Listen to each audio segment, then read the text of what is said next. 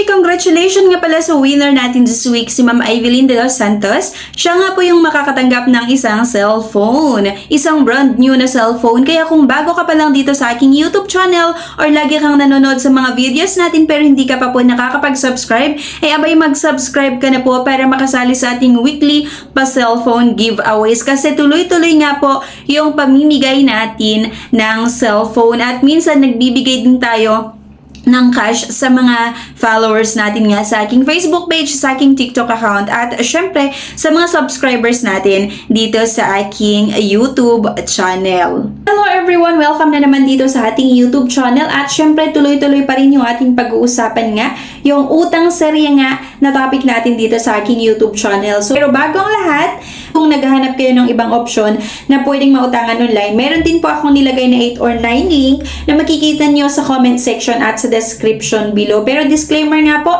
hindi nila ako binayaran mga beshi para i-endorse sila sa inyo.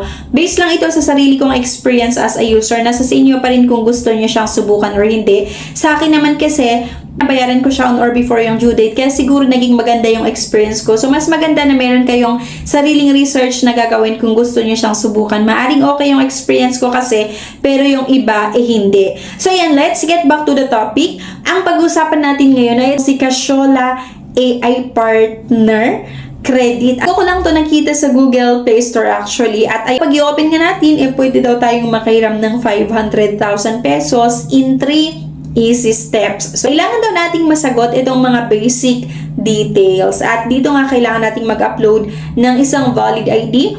Pwede daw yung driver's license, national ID, passport, improved postal ID, PRC ID at yung SSS. Kapag ni-upload mo, kailangan syempre nating sagutan or ilagay yung ating kompletong pangalan. At kailangan ko daw ilagay kung saan ko gustong matanggap yung loan proceeds. Okay, pwede daw sa GCash or via bank. Diba? So, syempre, GCash yung pinili ng kabeshi nyo.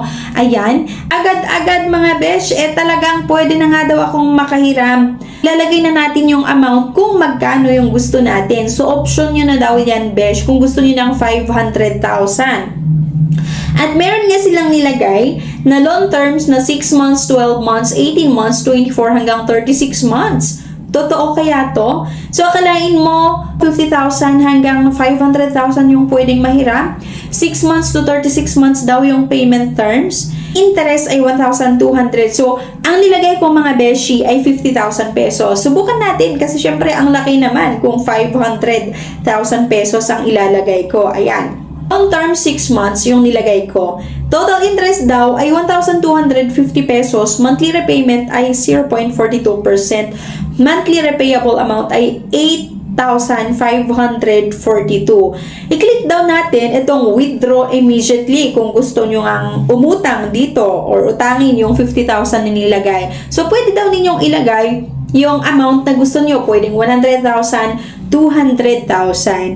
At dito nga meron silang nilagay doon daw sa 50,000 na gusto kong hiramin. Merong total interest na 7,500. Then, monthly interest rate nila ay 0.42%.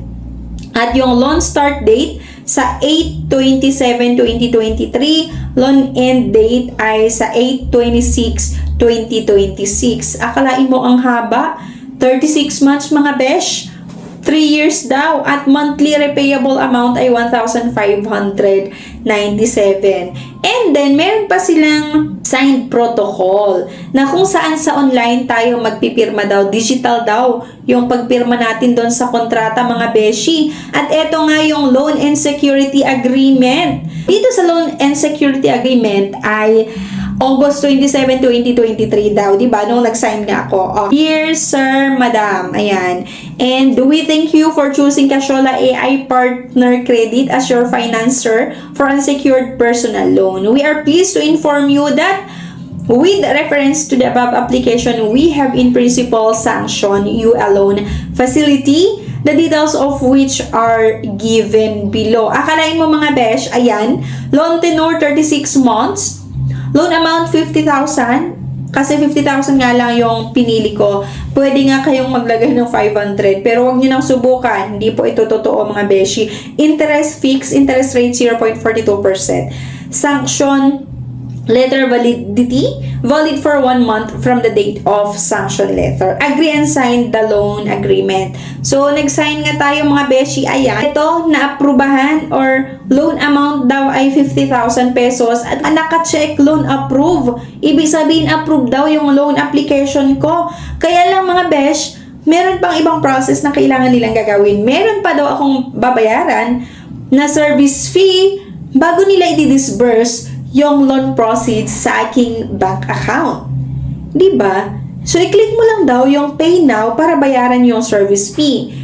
So, kapag i-click mo yung pay now, makikita mo na dito na may reroute ka sa GCash account mo or kung ano yung pinili mo na kung saan mo babayaran yung service fee. Meron daw 750 pesos na service fee na kukunin nila sa aking GCash account kapag i-continue ko or kapag ilagay ko yung aking GCash account number and i-click yung next, diba? Akalain mo 750 pesos yung kukunin nila tapos bago daw nila i-disburse yung loan proceeds. Hindi po totoo, scam po yung mga ganitong pautangan online mga beshi. Kasi kaya ka nga mangutang kasi wala kang pera, tapos manghihingi pa sila sa'yo ng service fee bago nila i-approve.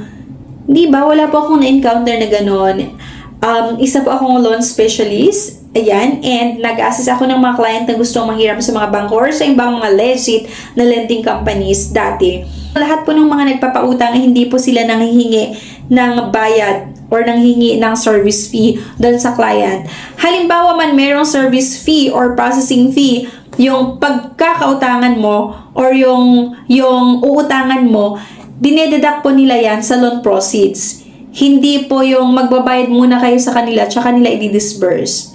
Kung sakali man na may service fee, dapat kung legit ito, i-deduct lang nila dito nga sa loan proceeds na maaprubahan. Kaya please lang, huwag niyo nang subukan ito kasi masasayang lang yung pera nyo. Magbabayad kayo sa kanila ng 750 pesos, pero pagkatapos nyong mabayaran, meron pa silang susunod na ipapabayad sa inyo.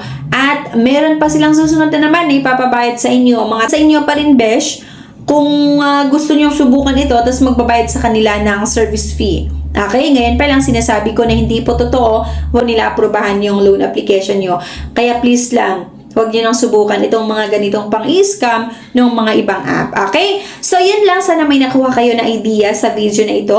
Please don't forget to click the subscribe button. Sana i-like nyo yung video na ito nga at i-share nyo na rin para mabigyan natin ng babala yung mga iba na nagbabalak palang subukan itong mga ganitong pautangan online or klaseng pautangan online. Ayan. So, anyway guys, thank you again and bye-bye.